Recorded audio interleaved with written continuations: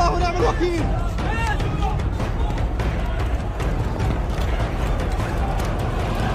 حسبنا الله ونعم الوكيل. استهداف المجمع. استهداف المكان مرة أخرى. استهداف المكان مرة أخرى يا الله. استهداف مبنى مجمع ناصر الطبي. استهداف مجمع ناصر الطبي الآن. It's not just a hobby.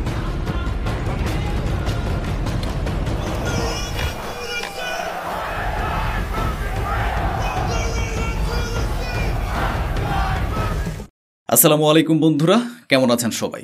আশা করি সবাই ভালো আছেন। সেপ্টেম্বর আসতে আর মাত্র 5 দিন বাকি। এর মাঝে ইসরায়েলের ব্যাপক অবস্থা আপনাদের দেখাতে যাচ্ছে।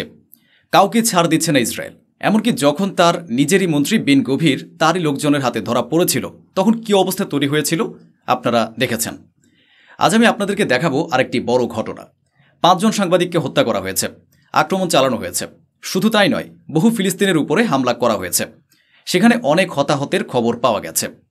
এছাড়াও দেখাবো কিভাবে পাল্টা আঘাতের পর ইসরায়েল কাঁদতে শুরু করেছে, কিভাবে ইয়েমেনের হামলায় ভীত সন্ত্রস্ত হয়ে নিজেকে ভুক্তভোগী প্রমাণ করতে চাইছে। খবর এসেছে অনেক ইসরায়েলি সেনা নিজেরাই আত্মহত্যা করেছে। আজ অনেক গুরুত্বপূর্ণ খবর আছে বন্ধুরা। ঠান্ডা মাথায় করব সঠিক বিশ্লেষণ। খবরের আড়ালে লুকিয়ে থাকা আসল খবর নিয়ে হাজির হয়েছে। কিন্তু তার আগে একটা ছোট্ট অনুরোধ, যদি এখনও এই ভিডিওটিতে লাইক করে না থাকেন তবে অবশ্যই লাইক দিয়ে দিন। আর হ্যাঁ, কমেন্ট করে জানাবেন আপনি কোন দেশের কোন শহর থেকে এই ভিডিওটি দেখছেন। আপনার কমেন্টই বলে দেবে আমার এই কথা দেশ জুড়ে ছড়িয়ে পড়েছে। প্রথমে শুরু করছি একটি বড় খবর দিয়ে। Israel kill 5 journalist in new hospital massacre. Israel 5 সাংবাদিককে হত্যা করেছে গাজার নতুন হাসপাতালে। একটি নতুন হাসপাতাল তৈরি হয়েছিল। খবর পেয়ে হামলা করে বসে ইসরায়েল। বোমা ফেলার নেশায় মত্ত হয়ে পড়েছে তারা। ইসরায়েল আসলে বেপরোয়া হয়ে উঠেছে, কারণ সেপ্টেম্বর আসছে। আর সেপ্টেম্বর মাসে প্রায় 150টি দেশ ফিলিস্তিনকে স্বীকৃতি দিতে যাচ্ছে। এতটাই ক্ষিপ্ত যে দখল বসাতে মরিয়া, অরাজকতা সৃষ্টি করতে চায়। আর অরাজকতায় সবচেয়ে বড় বাধা সাংবাদিকরা, কারণ তারা সারা বিশ্বে খবর ছড়িয়ে দেয়। তাই আরও 5 সাংবাদিককে হত্যা করা হয়েছে। বড় ধরনের গণহত্যা ঘটিয়েছে, যাতে আতঙ্ক ছড়িয়ে পড়েছে। ভাবুন তো, 1 সপ্তাহ আগেই খবর এসেছিল আল জাজিরা সাংবাদিক সহ পুরো আল জাজিরা ক্যাম্পে হামলা চালানো হয়েছে। কতজন সাংবাদিক মারা গেল সেখানে, তারপরও লজ্জা নেই। আর আমেরিকা বলে আমরা কিছুই জানি না। ডোনাল্ড ট্রাম্পও বলে আমরা এসব জানি না। জানো বা না জানো কোনো সমস্যা নেই, এর উচিত জবাব একদিন পাবে। আসুন ভিডিওগুলো দেখে বোঝার চেষ্টা করি কিভাবে ঘটনাগুলো ঘটেছে। এই দেখুন, এটাই সেই নাসের হাসপাতাল।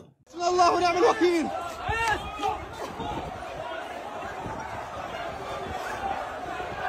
حسبنا الله ونعم الوكيل. استهداف المجمع. দেখুন কিভাবে হামলা চালানো হয়েছে। হাসপাতালে হামলা করা হয়েছে এবং গতকাল পর্যন্ত ইসরায়েল কেঁদেছিল, আবার কাঁদবে, ছটপট করবে। মনে রাখবেন, আমি এই কথা এজন্য বলছি কারণ প্রশ্ন হলো আর কতদিন। 22 মাস ধরে যে ইসরায়েল নিজেকে ভুক্তভোগী সাজাচ্ছে, এখন সেটাই পরিণত হয়েছে এক ভয়ঙ্কর ইসরায়েলে। এখন সব দেশই এর বিরুদ্ধে দাঁড়িয়ে গেছে, শুধু আমেরিকা আর ডোনাল্ড ট্রাম্প ছাড়া। কারণ ডোনাল্ড ট্রাম্প প্রেসিডেন্ট, তাই তার সিদ্ধান্ত চলছে। তবে আমি এটাও বলছি তার পতনও হতে পারে, কারণ তার নিজের দেশের মানুষই এখন তার উপর ক্ষুব্ধ। আরেকটি খবর দেখুন, এটা নাসের হাসপাতালের উপর হামলার পরের ছবি। দেখুন কি অবস্থা। ছবিগুলো ব্লার করতে হচ্ছে কারণ ভয়াবহ রক্তপাত ঘটেছে। অনেকের উপর হামলা হয়েছে, বহু সাংবাদিককে হত্যা করা হয়েছে। এটা ইসরায়েলের আসল চেহারা। স্মোট্রিচ আর বেন গভিরের মতো ঘৃণ্য নেতাদের সমর্থনকারীদের উপর লজ্জা।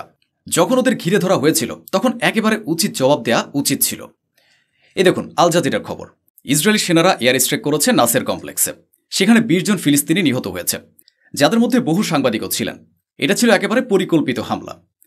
আরেকটি ভিডিও দেখুন, এটি নাসির হাসপাতালের উপরে হামলার ছবি। استهداف المكان مرة أخرى يا الله. استهداف مبنى مجمع ناصر الطبي. استهداف مجمع ناصر الطبي الآن. এটা ছিল দ্বিতীয়বার যখন আবার একই হাসপাতালে হামলা করা হলো। আর এর আগে হাসপাতালের পাশে আল জাজিরার পুরো টেন্ট শিবিরে বোমা ফেলা হয়েছিল, যেখানে প্রায় 5-6 জন সাংবাদিক নিহত হয়েছিলেন। এরপর চারিদিকে নিন্দার ঝড় বয়ে গিয়েছিল, তবুও ইসরায়েল মানতে রাজি নয়। আরেকটি খবর, 1 person was killed in the Israeli drone strike that targeted a vehicle. Israeli drone হামলায় একজন নিহত হয়েছেন, যেখানে লেবাননের একটি গাড়িকে লক্ষ্যবস্তু করা হয়েছিল। লেবাননের ছবিও এখন সামনে এসেছে। চলুন গাজার আরেকটি খবর দেখি।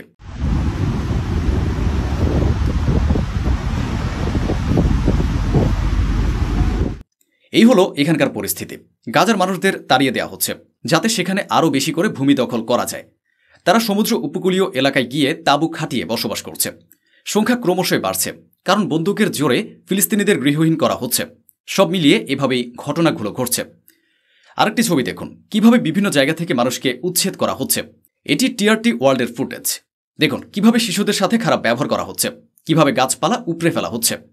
Israeli force withdraw from the Palestinian town of Al Mughayyir east of Ramallah. Israeli সেনার সাহায্যে ওয়েস্ট ব্যাংক থেকে ফিলিস্তিনিদের উচ্ছেদ করা হচ্ছে। এভাবেই ওদের উপর নির্যাতন চালানো হচ্ছে। একই সাথে আরও একটি খবর সামনে এসেছে। ইসরায়েলি আর্মি কনফার্ম করেছে যে গত 1 বছরে তাদের 22 জন সেনা আত্মহত্যা করেছে, কারণ ওদের দেশদ্রোহী ঘোষণা করে দেওয়া হয়। যারা যুদ্ধ করতে অস্বীকার করে তাদের মানসিকভাবে এমনভাবে চাপ দেওয়া হয় যে তারা ডিপ্রেশনে গিয়ে আত্মহত্যা করে ফেলে। আর যারা যুদ্ধ করতে যায় তারা গাজায় হামাস যোদ্ধাদের হাতে নিহত হয়। এতটাই টেনশন ভরা পরিস্থিতি এখন। এবার আসুন ইরানের প্রতিরক্ষার খবরে। The Zionist entity begged to stop the war. বলা হচ্ছে 12 দিনের যে প্রভাব ছিল তা এখনও ইসরায়েলের উপর রয়েছে। ইসরায়েলের ভেতরে প্রধানমন্ত্রী নেতানিয়াহুর ঘনিষ্ঠ 2 নেতা স্মোট্রিচ ও বেন গভিরকে বাদ দিলে বাকি সবাই চাইছে ইরান যেন আর কোনো হামলা না চালায়। তারা আক্ষরিক অর্থে ভিক্ষা চাইছে যেন ইরান আক্রমণ না করে। এদিকে জাপান স্পষ্ট করে দিয়েছে যে খুব শিগগিরই ফিলিস্তিনকে রাষ্ট্র হিসেবে স্বীকৃতি দেওয়ার পক্ষে তারা রয়েছে। সেপ্টেম্বরের প্রক্রিয়ায় জাপানও সমর্থন জানাবে বলে জানিয়েছে। জাপান বলেছে আমরা স্বীকৃতি দেবই। ফ্রান্সও ঘোষণা করেছে তারা পুরোপুরি প্রস্তুত এবং আগামী মাসে ফিলিস্তিনকে স্বীকৃতি দেবে। আরেকটি খবর, এটি ইয়েমেনের সানার ছবি। আপনারা জানেন সানায় টানা বোমা হামলা চালানো হয়েছে, তবুও ইয়েমেনিরা ভয় পাচ্ছে না, বরং বলছে আরও বোমা ফেলো, কি আসা যায়, মরব তো মরবই। ওভার 40 ইসরায়েলি F-35 স্ট্রাইক হয়েছে। এরপরও সেখানে এমন পরিস্থিতি যে গান বাজনা আনন্দ উল্লাস সব চলছে। According to Israeli source, the missile fired from Yemen on Friday was equipped with a fragmentable explosive warhead, posed a grave danger to Israeli and targeting the retaliatory strike on Yemen. Israeli সূত্র অনুযায়ী শুক্রবার Yemen থেকে নিক্ষিপ্ত ক্ষেপণাস্ত্রটিতে উন্নত বিস্ফোরক warhead যুক্ত ছিল এবং ইসরায়েলের জন্য ভয়ানক হুমকি তৈরি করেছিল। সে কারণে পাল্টা ইসরায়েল ইয়েমেনে ভয়াবহ এয়ার স্ট্রাইক চালিয়েছে। ইয়েমেনে লাগাতার হামলা চলছে। এই সমস্ত হামলার মধ্যে ইয়েমেন নতুন একটি ক্ষেপণাস্ত্র মোতায়েন করেছে যা ইসরায়েলকে পুরোপুরি হতভম্ব করে দিয়েছে। এবং শুনুন বেঞ্জামিন নেতানিয়াহু কি বলছেন। Hitler didn't want to exterminate the Jews at the time. He wanted to expel the Jews. And Khaja Amin al-Husseini went to Hitler and said, if you expel them, they'll all come here. তিনি বলেছেন, Hitler didn't want to kill the Jews. A Muslim convinced him. One day they will say, Netanyahu didn't want to kill Palestinians. An Arab convinced him. এটা একদম সঠিক বলা হয়েছে। এবার আসুন পরের খবরে। দেখুন কি অবস্থা তৈরি হয়েছে, কেমন ব্যবহার করা হচ্ছে। I'm doing this because I'm a follower of Jesus Christ who broke the rules and created peace. ফিলিস্তিনে শান্তি প্রতিষ্ঠার জন্য যারা সমর্থন করছে যুক্তরাজ্যে তাদের সঙ্গে খারাপ আচরণ করা হচ্ছে, এমন খবর বেরিয়ে এসেছে। এবার আসুন দেখি ইসরায়েলে কি ঘটছে। আগে ভিডিওটি দেখুন। It's not just a hobby.